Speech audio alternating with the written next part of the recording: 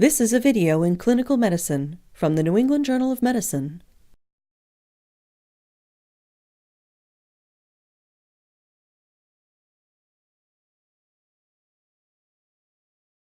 Patients frequently present to primary care offices, urgent care, and emergency departments with musculoskeletal injuries such as fractures, sprains, and dislocations. Many distal extremity injuries can be initially managed in an outpatient setting using basic splinting techniques. Splinting immobilizes injured extremities and prevents further injury, decreases pain and bleeding, and allows healing to begin. While there are many indications for splinting an extremity, three main types of injuries are commonly treated in outpatient settings. Fractures. Splinting is used to stabilize fractures of the upper and lower extremity, providing patient comfort and maintaining proper bone alignment. Dislocations. After reduction of a dislocated joint, splinting is used to maintain anatomic reduction during healing. Sprains. Splinting may be used to maintain the position of function and to alleviate pain for patients with ligamentous sprains.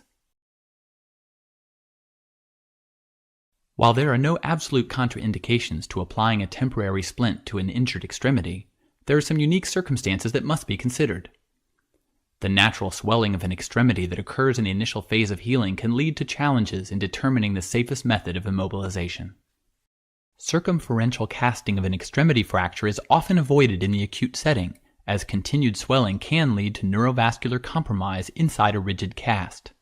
Splints are an excellent alternative because they provide the necessary immobilization while allowing for the natural swelling process to occur without marked neurovascular compression.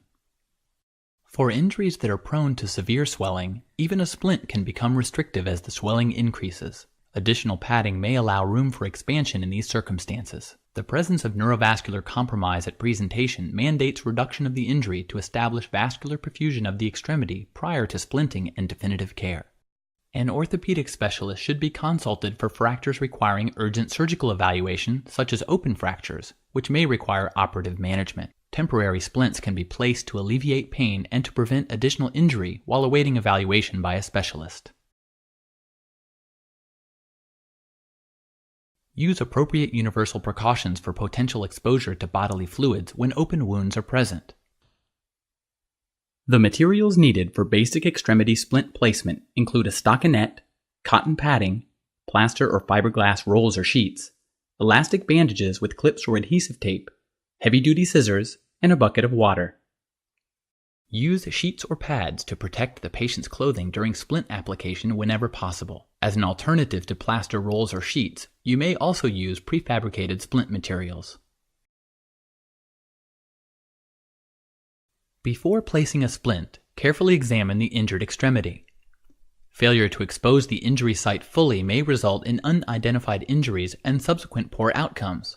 Evaluate pulses, motor function, and sensory function to determine whether emergency intervention or evaluation by a specialist is necessary. Treat skin or soft tissue injuries appropriately before placing a splint. Analgesics or anesthetics may be necessary to control pain during the splinting procedure. Place the patient in a comfortable position that allows you to have adequate access to all sides of the injured extremity. Remove all jewelry from the involved extremity before beginning splint placement. This section demonstrates the application of a volar splint to an upper extremity. Apply the stockinette to the extremity, avoiding wrinkles and using sufficient length to extend 10 centimeters beyond each end of the splint. Use scissors to cut an opening for the thumb. Cut a small hole in the stockinette where it lies across the base of the thumb and then pull over the digit to prevent wrinkles. Use cotton padding material to pad the injured extremity for comfort and to allow for anticipated swelling. Wrap the padding around the extremity, overlapping the previous layer by 25 to 50% to place 2 layers of padding over the entire area. In areas of bony prominence or expected irritation, apply extra layers of padding. If substantial swelling is expected, continue wrapping for 3 to 4 layers of protection. The cotton material can easily be stretched or torn as needed for uniform application. Take care to avoid too much circumferential pressure caused by excessive stretching of the padding during the application. Select a piece of dry plaster that is slightly wider than the limb to be immobilized. Measure the length of the splint material required, and then cut or tear the dry plaster material to the appropriate length. Use at least 8 layers of plaster material for upper extremity splints and 12 layers for lower extremity splints to provide adequate strength to the completed splint. Consider using the unaffected extremity to measure the length of plaster that will be needed to limit the discomfort caused by moving the injured limb.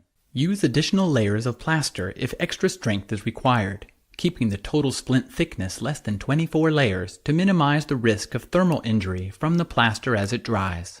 Fill a bucket with lukewarm water less than 50 degrees Celsius and immerse the plaster material until it is saturated. Hold the wet plaster sheets vertically over the bucket and use 2 fingers to manually compress the layers in a downward motion. This removes wrinkles and excess water and will laminate the layers together. Place the plaster material over the cotton padding.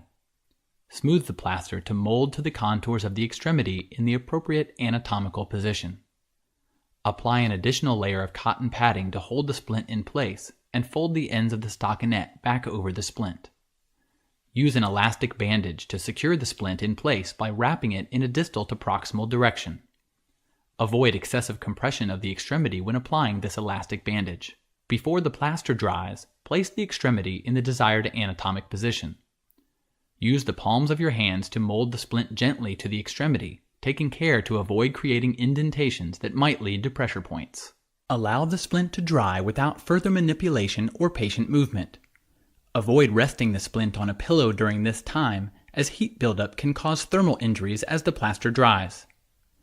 Once the splint has dried completely, check for adequate immobilization, strength of splint, and patient comfort. A volar splint can be used to immobilize a sprained wrist, a triquetral fracture or lunate dislocation, or a 2nd through 5th metacarpal head fracture. This splint should extend along the volar aspect of the forearm from the metacarpal heads to just proximal to the radial head, allowing unencumbered flexion of the elbow. Place the forearm in a neutral position with the thumb upward and the wrist in 20 degrees of extension.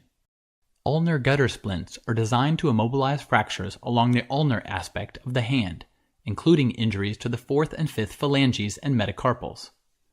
This splint extends from the distal interphalangeal joint of the little finger to the proximal forearm. Place the forearm in a neutral position with the wrist in 20 degrees of extension. The metacarpal phalangeal joints should be flexed at 50 degrees, with the proximal and distal interphalangeal joints in slight flexion.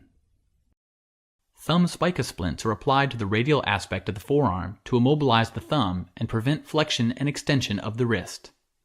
This splint is useful for fractures of the scaphoid and lunate, first metacarpal, and thumb. This splint extends from the tip of the thumb to the proximal forearm. Place the forearm in a neutral position with the wrist in 20 degrees of extension and the thumb slightly flexed. A long arm splint will immobilize proximal forearm and elbow fractures. It can also provide temporary stabilization of intra-articular fractures of the distal humerus and olecranon while awaiting surgical care. When splinting a joint at an angle, be sure to wrap the extremity in the expected final position. Avoid excessive padding around the anterior aspect of the elbow joint in long arm splints, as this can result in skin pressure points and swelling under the splint. This splint prevents flexion and extension of the elbow and limits supination and pronation of the forearm. It extends along the posterior arm from the wrist to the proximal humerus. Place the elbow in 90 degrees of flexion while maintaining a neutral position for the forearm and wrist. A forearm sugar tong splint is used for wrist and distal forearm fractures. It immobilizes the wrist and forearm and prevents supination and pronation of the forearm. The splint extends from the metacarpal phalangeal joints on the dorsum of the hand, along the forearm, around the elbow, and back to the volar aspect of the mid-palmar crease. Place the elbow in 90 degrees of flexion while maintaining a neutral position for the forearm and wrist. A posterior leg splint is used to stabilize severe sprains, reduced ankle dislocations, and fractures of the distal leg, ankle, and foot. The splint extends from the metatarsal heads to just below the fibular head while maintaining a 90-degree angle at the ankle. Be sure to keep the fibular head free to avoid compression of the adjacent perineal nerve. Lower extremity splints are not designed for weight bearing, and the patient should use crutches to walk safely. Adding a lateral stirrup component to a posterior leg splint increases splint stability and prevents inversion or eversion of the ankle. This splint provides greater mobilization and stability for fractures near the ankle. The stirrup splint is similar to the sugar tongue splint for the upper extremity. Apply the splint to the medial and lateral leg extending from the tibial tuberosity to wrap around the foot and end just below the fibular head. Mold the splint with the ankle at a 90-degree angle. Commercially available ankle splints may be used to enhance comfort after a sprain, but typically do not provide the necessary stability for fractures. Similar products are available for upper extremity sprains, such as a soft wrist splint. Prefabricated splinting materials are available and can be used to create a wide variety of splints for injured extremities using modifications of the techniques demonstrated in this video.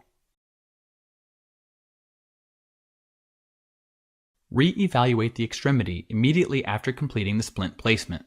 Evaluate distal motor and sensory function.